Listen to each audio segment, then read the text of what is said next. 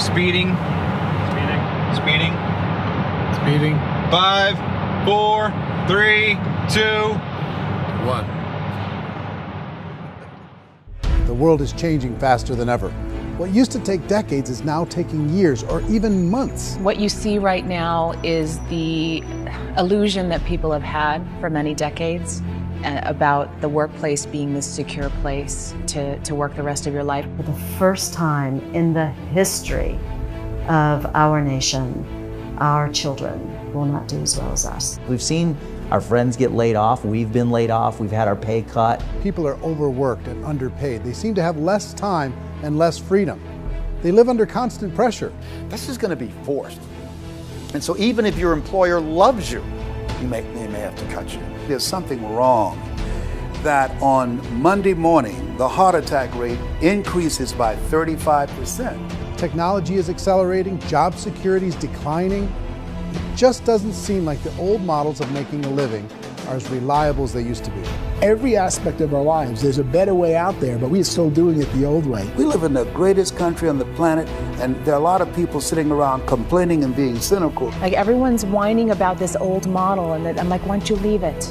Look at all this over here. Look at all this opportunity. Since so much of our lives revolve around our work and the way we make our living, many people are thinking there just has to be a better way.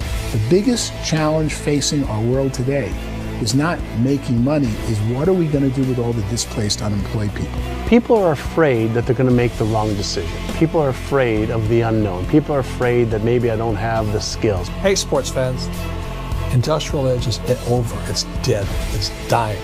That's why going to school to get a job is an obsolete idea. A steady paycheck is an industrial age idea.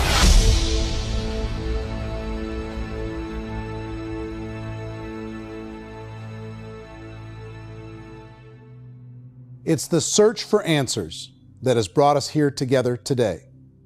My name is Worre, and for almost 30 years I've been an entrepreneur, struggling at times, but ultimately succeeding.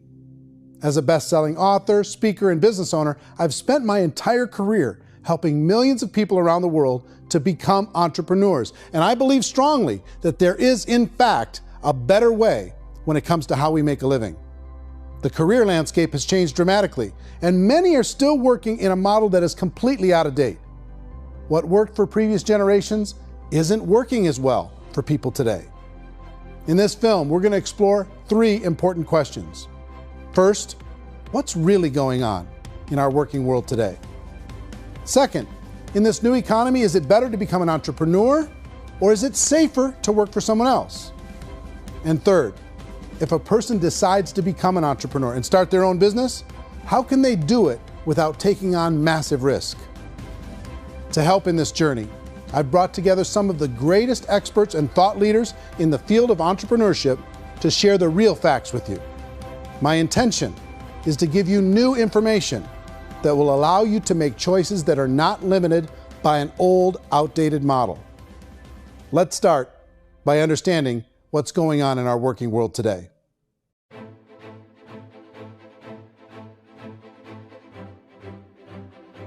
Let's look at unemployment. 30–40% of the people are honestly not working, but would be working.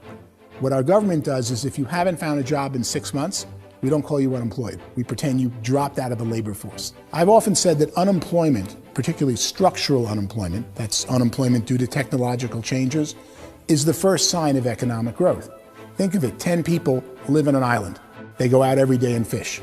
One day, new technology shows up. A missionary brings them a net. Now, using the net, one pilots the boat, one throws the net. 2 fishermen can do all the work 10 used to. That's a 500% increase in productivity, 2 doing the work of 10, in one day. You don't have to learn a lot to learn how to throw a net instead of throw a fishing line. The island's got a big problem, 80% unemployment. But the island still has all the wealth of the fish because the 2 people produce as much fish as 10 did. Now, of course, looking back in history, these changes used to take thousands of years. And during that time, we went into farming and transportation. Some of us became doctors and some teachers and lawyers, and we developed all these new professions and new manufacturing jobs. Today, these changes are occurring literally in one day when a new technological advance occurs, and we don't have the social structures to deal with it or to retrain the unemployed people. So one of the things that I think is interesting as I travel across the country and really travel around the world is the way that we work and the way we get paid for work is changing pretty dramatically. On a global basis, everything is being turned upside down because of the rapidly advancing technologies.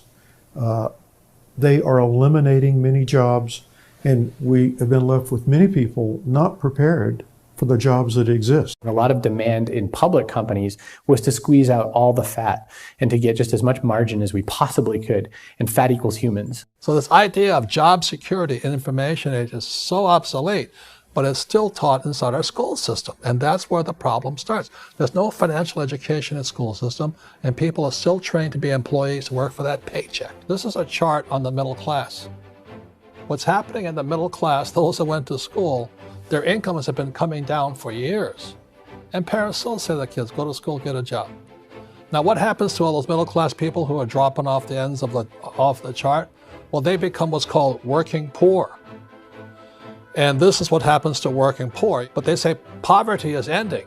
Well, poverty may be ending, but working poverty is going up. And this is food stamp usage.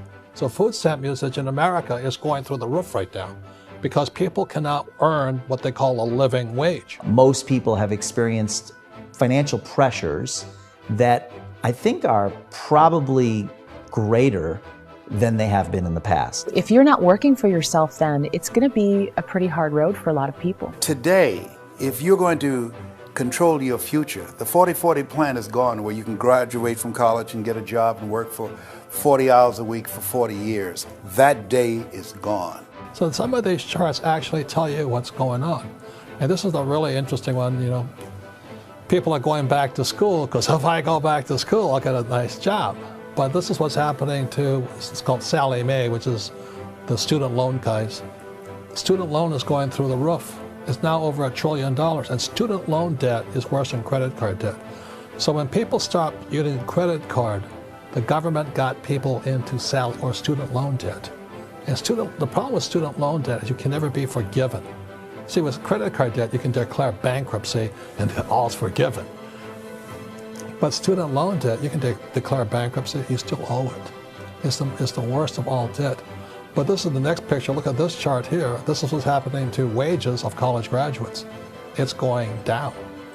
So you go to college, you rack up all this debt, but you earn less money. Now, that's not that intelligent.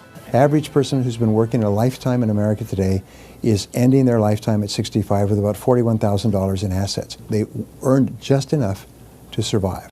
I think in the United States we have something like 17 trillion in debt. That's just the federal government debt. We got another 2 in municipal and in other, let's call it almost 20 trillion government.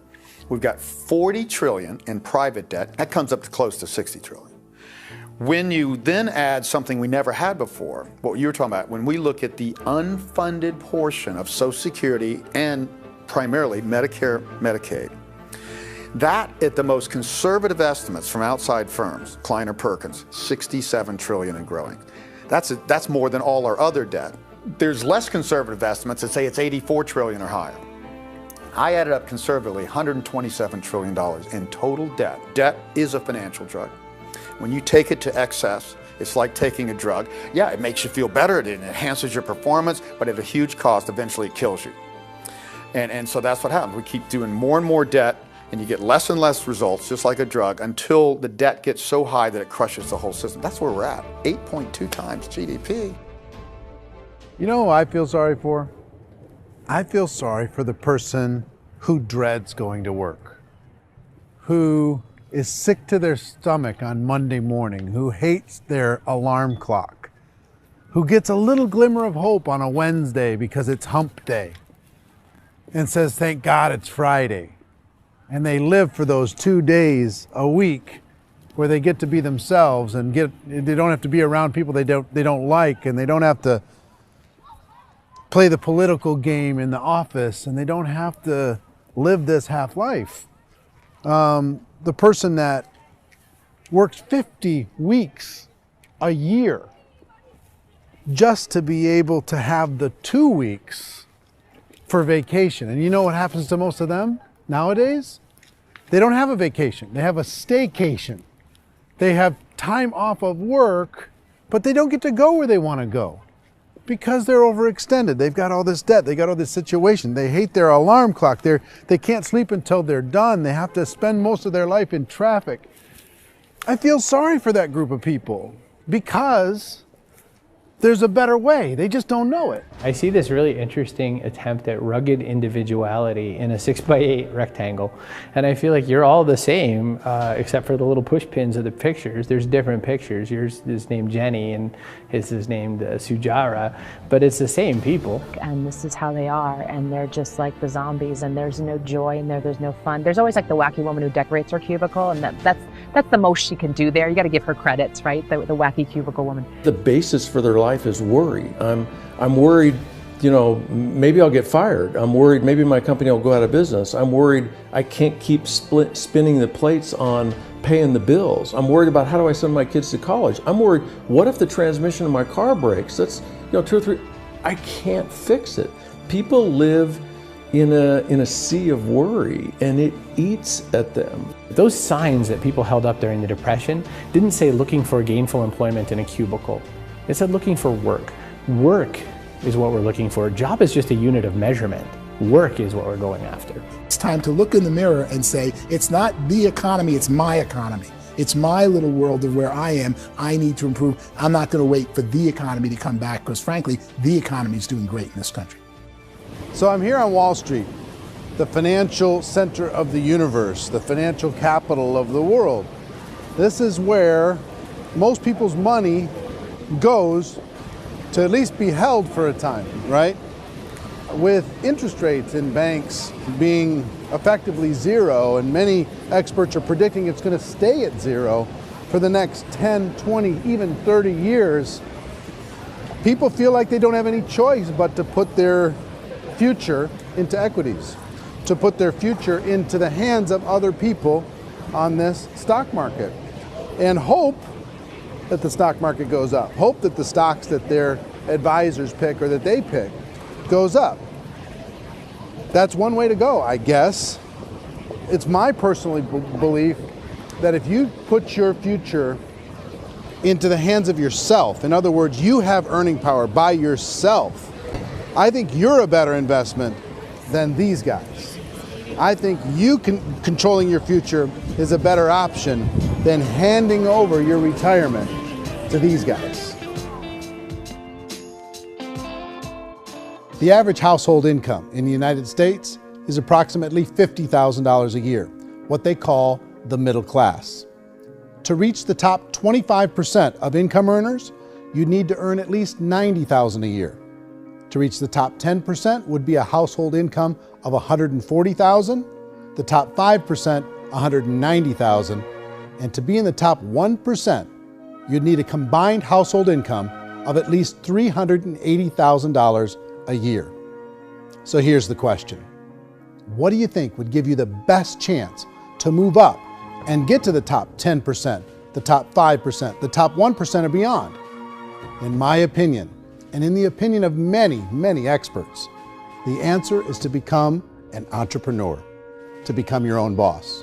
I think you have to be a business owner. I can't, the only time I ever say to someone it'd be great to be an employee is when they've already told me they've surrendered. I only tell people who are wounded spiritually that they should be an employee. And it's that feeling that you get when you pick up the backpack off the little Cub Scout and say, "Don't worry, little guy, we'll get you back to the camp."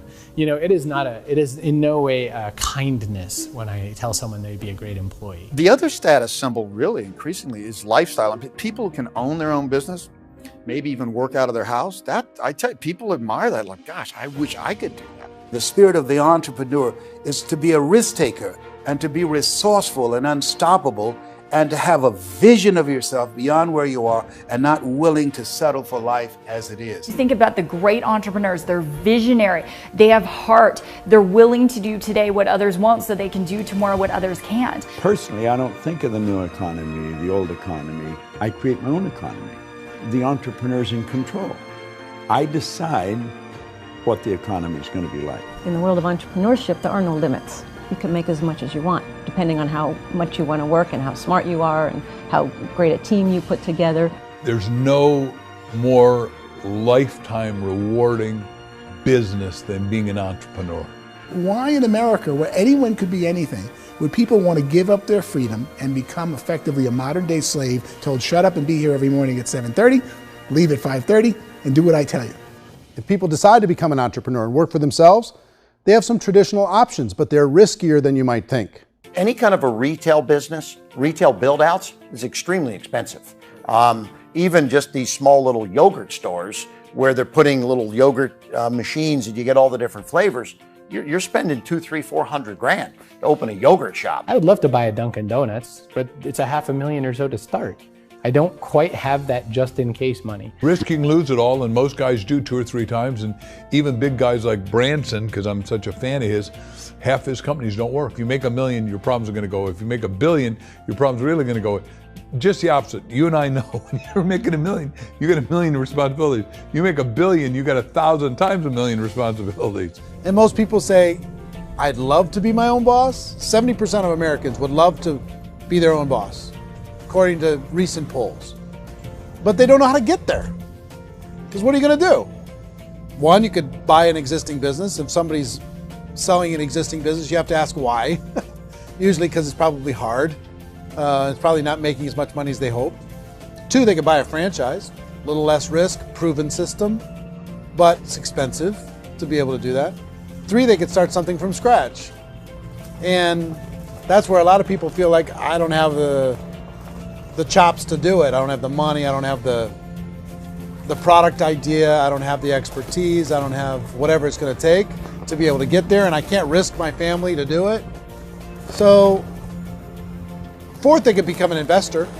A lot of people in this town invest to try and figure out a way, but you got to be pretty smart with that game too, right? Venture capitalists, who are the very best and most sophisticated in investing in new breakthrough businesses, make it on 1 out of 11.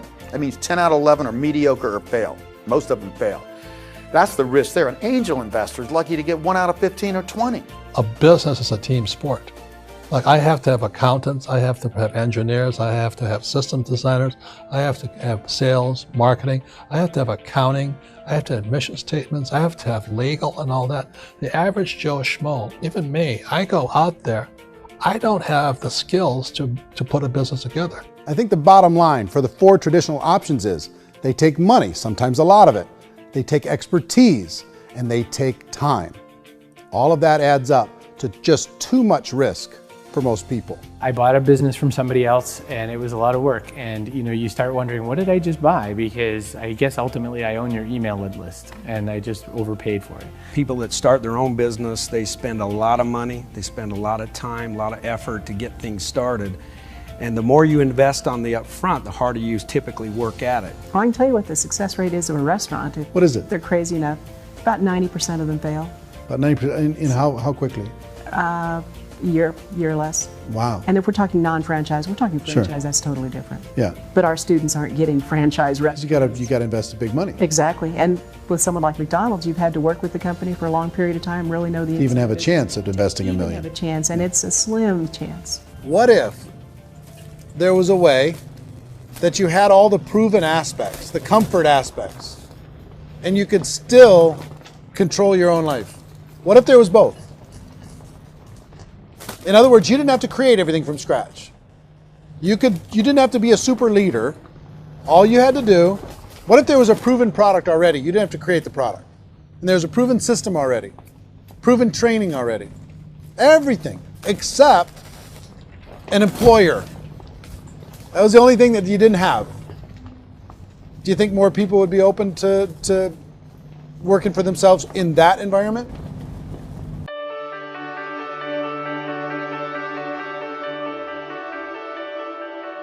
In our search for a better way to make a living, we've come to the conclusion that becoming an entrepreneur is actually safer than being an employee.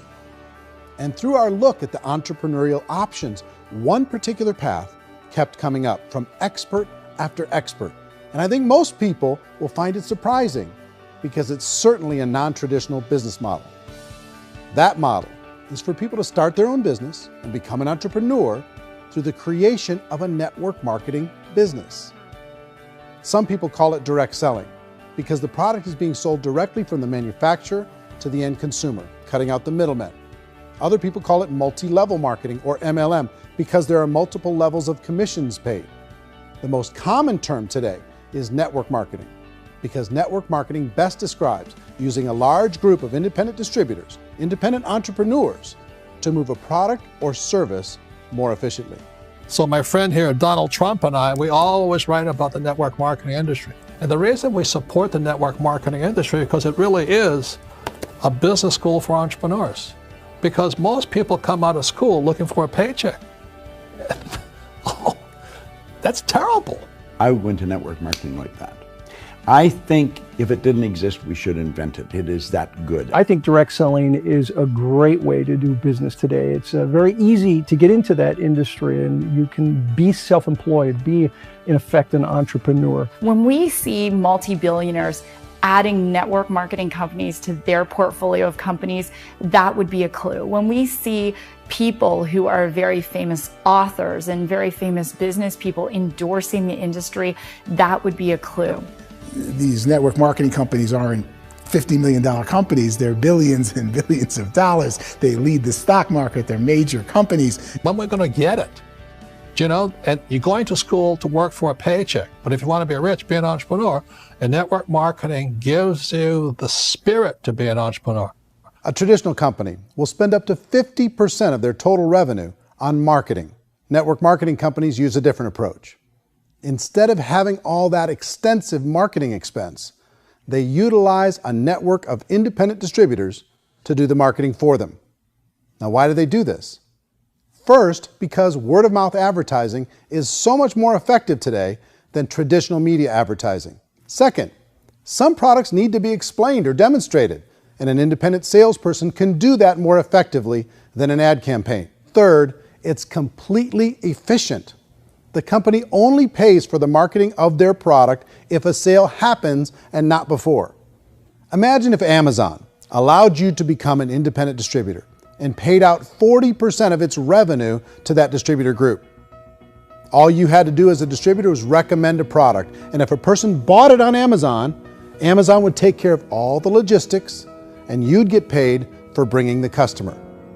Now imagine you got paid for every purchase that customer made for the rest of their lives. Well, Amazon doesn't offer this option, but network marketing companies do. 85% of all buying decisions in our society are made as a result of word of mouth or reputation. We're recommending things to each other all the time. You know, who's your dentist? Who's your doctor? Who's your lawyer? What detergent, are you using? What legal system are you using? What product are you using? We're talking to each other about the things that we love anyway. When you go into a big box retailer, you're lucky if the clerk looks you in the eye, much less gives you any detailed or accurate information about what you're purchasing. So of course, this personal information, this education coming from a friend, a neighbor, a relative, or even a stranger, but one who has experience with the product is extraordinarily valuable. As a matter of fact, network marketing can educate consumers probably better than any other form of marketing. It certainly can do better than advertising, because advertising usually has a certain hype to it, and you can only get limited information. So, network marketing trumps advertising. If you were a typical sales company and you wanted to sell $1 million a month worth of product, you might go find 100 superstar salespeople. The quota would be $10,000 a month. So network marketing as a distribution system just flips the numbers.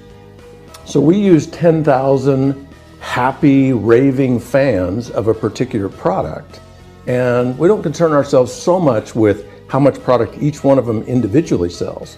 If they sell just $100 or $200 a month, and there's 10,000 of them, you're selling $1 million to $2 million a month worth of product.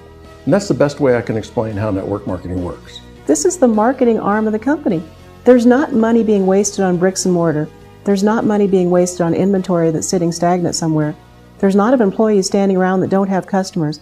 These are people that are going to connect with customers. These companies allow people to become independent distributors for extremely low cost and with no minimum time or sales quota. Essentially, they own their own business and can provide as much or as little sales as they choose.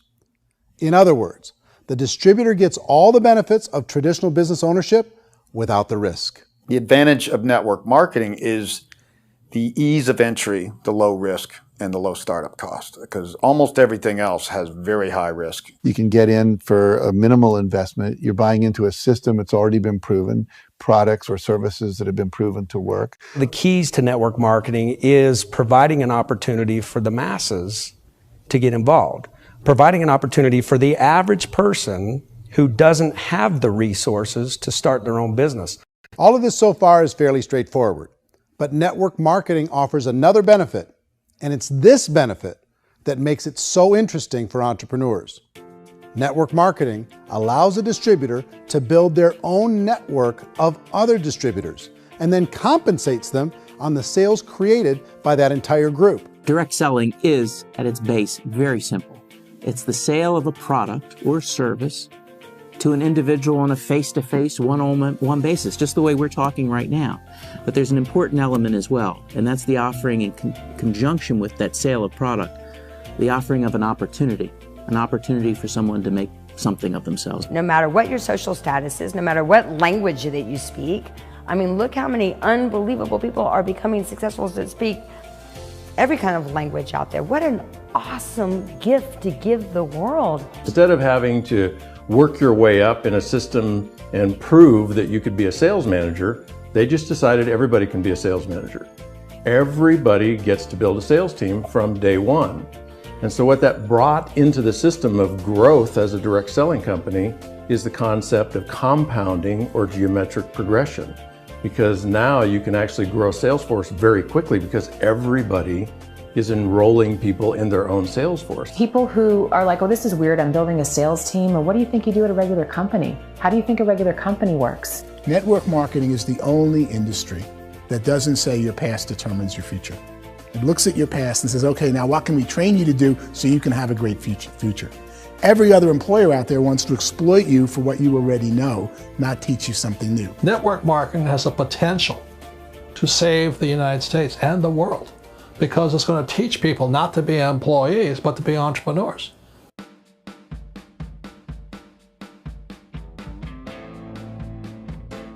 According to the Direct Selling Association, if you add up all the network marketing companies around the world, they combine to do over $178 billion a year in retail sales.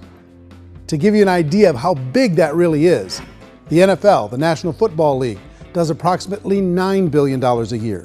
The music industry does a little more than $16 billion a year, and the movie industry does about $80 billion a year. Using a conservative average, network marketing companies pay their distributors about 40% of that $178 billion in the form of commissions, which adds up to more than $71 billion a year. That's almost $6 billion a month. It's almost $200 million in commissions every single day. So it's certainly working, and people are making serious money in network marketing. With the growth of the direct selling industry over the last 10, 15, 20 years, we've seen a broader understanding of the channel. We have seen more and more people getting involved in the business, so our penetration in the marketplace has increased, and thus the understanding in the marketplace of who we are has increased. And we've seen non-direct selling companies look at the direct selling model and say, something's going on there. People are making money, companies are being profitable, individuals are being motivated, product is being delivered to market. Maybe we should explore this. Some people think only the people at the top make money. Well, let's take a look at that as well. In the network marketing profession, there are roughly 500 people in the world who earn over $1 million a year. If you round that number up to $2 million a year, that adds up to about $1 billion a year. That takes the $71 billion paid out each year down to $70 billion. So where does the rest of the money go? The vast majority goes to part-time people making anywhere from a few $100s a month to many thousands of dollars a month. It goes to people who choose to make it a full-time career move and earning even more than that. Every day, people are using the money they earn through network marketing to pay off debt, have more fun, and improve the quality of their lives. Everyone I know in network marketing has been doing that since the 50s. They go to work when they want to go to work. They stop working when they want to take time with their children to have a leisurely breakfast and discuss issues and drive them to school. They go back to work when they get home, wherever they're working out of. The biggest thing that I've seen is people that have become much happier in their life. MLM has probably made more millionaires of more people in more countries, and I've spoken to them in 67 countries, than any other single form of business, starting from nothing. If they have a choice between working a job for the next 10 years or working a network marketing business for the next 10 years, the result of working the network marketing business will be better. A lot of people within the industry go on and make this a career and do extremely well at it. Network marketing has been nothing but good for everyone I know that's been involved with it because they did it seriously and they played full out and they've been very successful. It's been a constant barrage of success stories and people showing off stuff that they got as a result of it. How many people are involved? Approximately 16 million Americans and 96 million people around the world are currently participating in network marketing. And in a recent poll, 82% of those people report a good, very good, or excellent experience with network marketing. So people are happy.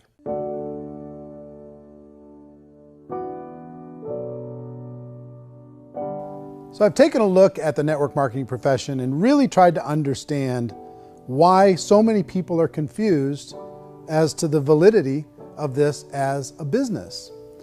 One is this pyramid shape. People get really messed up with this pyramid. Oh, it's one of those pyramid things. So I just think there are a lot of haters out there who really don't understand the industry and say, oh, it's a get-rich-quick scheme. It's a pyramid. Well, corporate America is a pyramid scheme. You know what I mean? It goes like this. You have thousands of MBAs, let's say working for Ford or General Motors or Coca-Cola. If all these MBAs, they're all trying to get to here, that's a pyramid.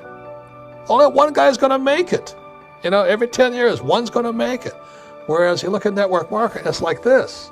So you're here, and your job is to develop other CEOs coming up behind you. So it's an inverse pyramid. In network marketing, it's a very simple concept. If you sell product, you get paid. It is paid based on production. There is no first mover's advantage. There is no investment component where the more somebody spends, the more they're entitled to make. So the two are polar opposites of each other.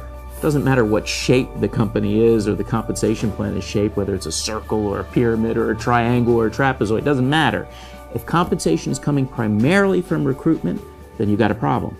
On the other hand, if an operation is basing their compensation to participants on the basis of sales, even when those sales are generated by people you've recruited, well, then you're a perfectly legitimate enterprise. That's the legal test, it's the practical test. Another issue that's been true in the past that is no longer true now is people used to be in network marketing loaded up with products that they couldn't sell and they ended up a loser. They ended up with a bunch of product in their garage, they ended up with a bunch of products sitting in their kitchen shelves or whatever, and they thought they could sell it and then they weren't willing to or able to sell it and they ended up with a bunch of stuff and they were bitter about it. There was this thing called front loading where you had to buy if you bought $25,000 worth of product, you got better commissions and all this. Today, it's almost all done by computer. It's direct mail comes from a warehouse somewhere else. You don't have to have all this inventory. You don't have to stock up. It's a paperless world now. Most of it's done online. You have a back office. It really works. And I mean, the technology has changed everything. Third issue is people start talking about 99% of people in network marketing don't make any money. Well, we've talked about that over the course of this journey together. Almost $200 million a day is being paid out to network marketing distributors around the world. The naysayers, the people who say that it doesn't work, are usually the ones who just don't know how to make it work for themselves. And so they're giving you an opinion, and I tell people, don't confuse people's opinions with expertise, because opinions are free. And don't confuse sincerity with the truth, because people could be sincerely wrong. But here's the reality inside of network marketing. The vast majority of people that get involved in network marketing just become customers and they get involved to be able to purchase product at a lower price. If you take Costco as an example, if a person goes into Costco and gets a membership to Costco so they can get a lower price on the product, we don't call that person a loser because they have a bunch of product that they walked out with a smile on their face. Yet when some people want to take a look at network marketing, they say, well, those people, they're just using the product and they aren't earning an income, so they must be a loser. They're not a loser, they're a happy customer. That's the vast majority of people that are involved in network marketing. Now, a smaller percentage of those people decide to go build a business. They earn $300 a month, $500 a month, $1,000, $2,000. That's the bulk of earnings in network marketing. And then there's the few that really decide to take it serious, really decide to build a large network, really work to make that network very, very productive. And those people make huge amounts of money and there's no cap. What I do as an outside economist, just somebody looking at this industry like any other industry I speak and say, look, what's the realities of this? 1% do incredibly well. 10% generate some additional income at pretty low risk and effort. That's not, and 90% of people roughly end up customers. One thing that I think is real when it comes to people's perceptions about network marketing is people put this, and distributors, I think, involved in network marketing have some responsibility for this. They have sometimes unrealistic claims about the product or about the income. Most people who become distributors, they want the money, they want to be successful, but they don't have the skills. They don't know what to do. And when people don't know what to do and they're in a new business, they're scared. And when they're scared, they panic and desperation kind of sets in. So they think everyone they talk to has to get in. So if I talk to you and you say, well, no, I don't have time to do that, they're like, no, I need you. You have to do this or I won't be successful. So I start clawing on you. I start that desperation. So then I start making claims about the product, which are not appropriate, probably not even true. Or I start saying, oh, let me show you how you can make all this money and you don't have to do anything, Eric. And so you just totally misrepresent the opportunity, and you're clingy with people because you think you need everybody to be successful, and you don't. You know, one of the messages that I try to deliver most forcefully to companies as well as salespeople in direct selling is that you don't have to overpromise.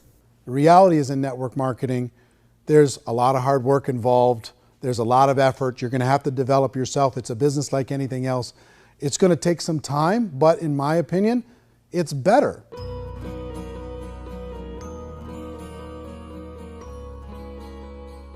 It's light years better for people starting today than it was even 5 years ago. I think it's more widely accepted now, and people understand it is a business. It is being an entrepreneur. It is being a business owner. Our belief system is based upon our evaluation of something.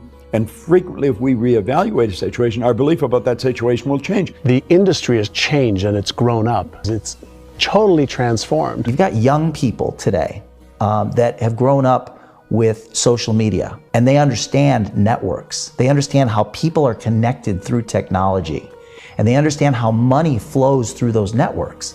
So when they see network marketing, they don't see it the way their parents saw it. And we've all learned, the larger industry that you represent, has all learned from those mistakes and flaws and errors that have happened early on. Early algorithms didn't work the right way. That's all fixed. It's like when they design a computer program, they design the program, then they run it, and then they go back through and they debug it. The MLM industry has been debugged. This is the day of being virtual, being able to run a business from your mobile phone. I mean, it's incredible. Companies are getting smarter. They're implementing more consumer protections. They're implementing more compliance training. They're doing more with respect to product research. If you do get involved and you make purchases of inventory, even on a voluntary basis, if you decide that this business is not for you, you can leave and have that inventory repurchased by the company. There's no other business that offers that kind of protection on a voluntary, self-regulatory basis.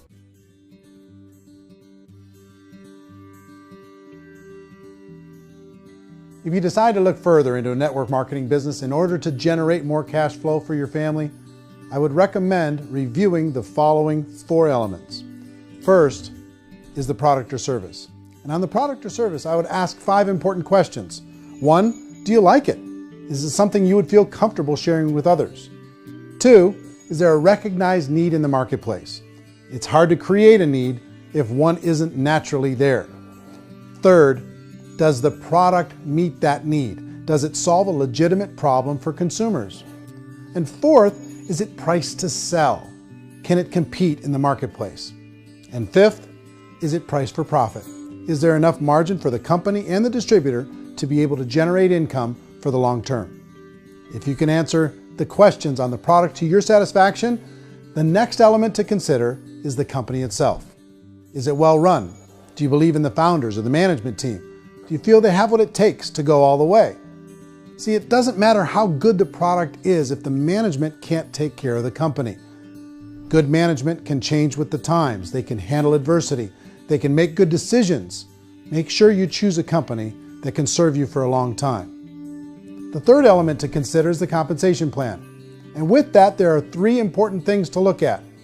First, a brand new person needs to be able to generate some money fairly quickly. It may be an obvious reason, but you can probably imagine the ripple effect of a distributor getting involved and having even a small victory fast. That can only help with the overall success of the organization. Second, a person should be able to develop a moderate part-time income in a reasonable period of time. As they develop their network and as their sales grow, they should be able to enjoy more benefits. And third, for the people who are really serious, for those who decide to really go pro in the network marketing profession, there should be the possibility to make a serious full-time income if they work hard and are committed to developing their skills. If you're comfortable with the product, the company, and the compensation plan, the last thing you should look at is the support that will be made available to you. Does the company have a website? Does it have a solid online reporting tool? Do they have comprehensive training available? Do they host events to help you build your business? If you decide to do this, what kind of a support system can you plug into? Choosing a network marketing company is a personal decision. But evaluating the 4 elements of product, company, compensation plan, and support is a great place to start. Is the company promising that you're going to get rich quick or that you can make a lot of money without a lot of effort? That's a red flag. Is there a product that you really believe in that you think can be sold? Or are you being told by salespeople or the person who's trying to recruit you or by the company itself that don't worry about the product, all you have to do is recruit other people into the business? Red flag, warning sign. If you're hearing that, take a second or even a third look. Get to know the customers, the products, the business, have some success, and see where the opportunities might take you to move up in the organization. You want to find out how concerned are they about my education, my training, and my development? Is there a space for me to grow? Most important question. Learn everything that you can about the product. Make sure it's something that you believe in, and learn everything you can about the industry and work that system. You have to be very passionate about whatever that company is doing. I would get involved. You can always test drive anything, you know, the product, the service, the community, and then lean into it a bit. If it feels good, then lean into it a lot. Behind me is the Lincoln Memorial. And this is a place where Martin Luther King Jr. had his famous "I Have a Dream" speech. And at that speech, he talked about his dream for equality for everyone around the world, and that's a noble dream. But I think more people need to remember what it was like when they were kids and the dream was still alive in them. Before it got beaten out of them by reality, by this paycheck, by these responsibilities, and by having to live for this job to pay the bills. I think people need to remember that, go back to that. Once they know that there's a better way, I think their future is going to be much brighter. They can live a better life.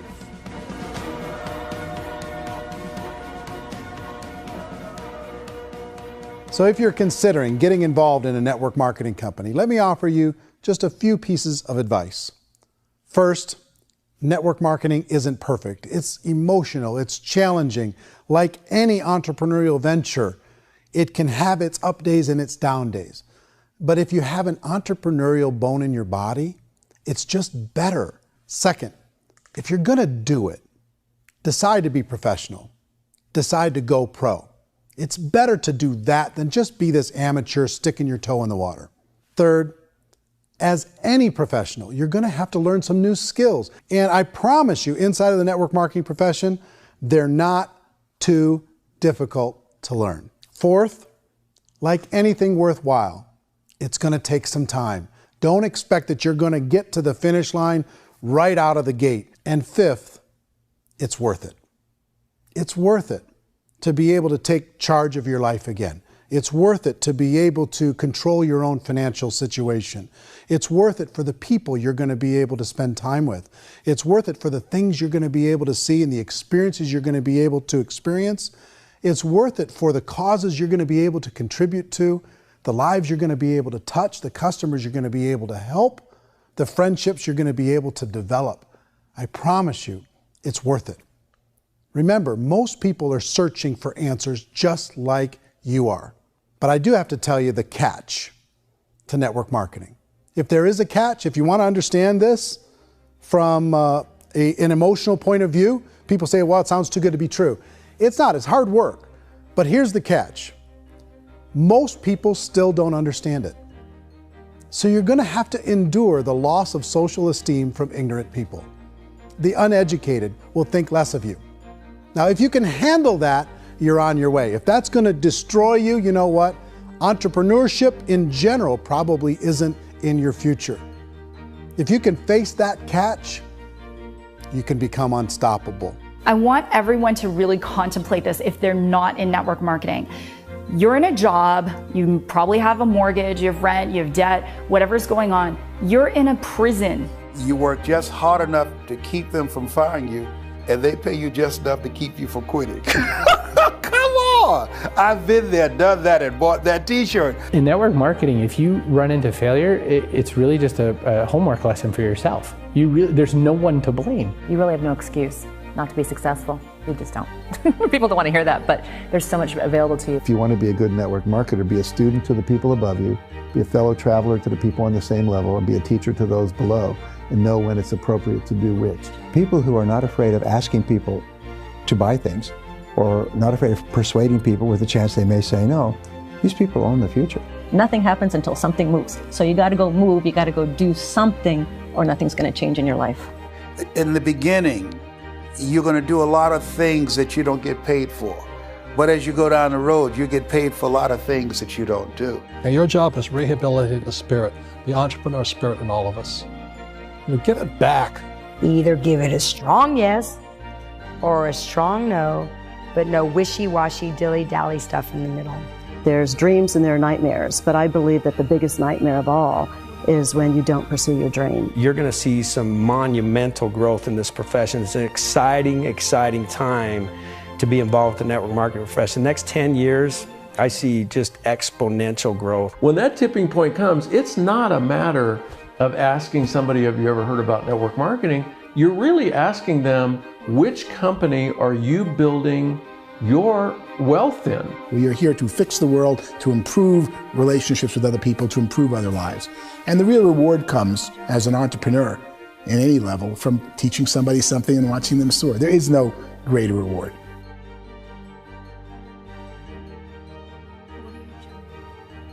Life's too short to spend it living someone else's dream instead of your own. It's too short to spend it living at a fraction of your potential. Can being an entrepreneur be a challenge at times? Sure. But here's what you get in exchange. It can be yours. Something that you built, something that you created, something that you made happen. This balloon represents your dream. It represents entrepreneurship. My wish for all of you is that you would reach out and grab it. The choice is up to you.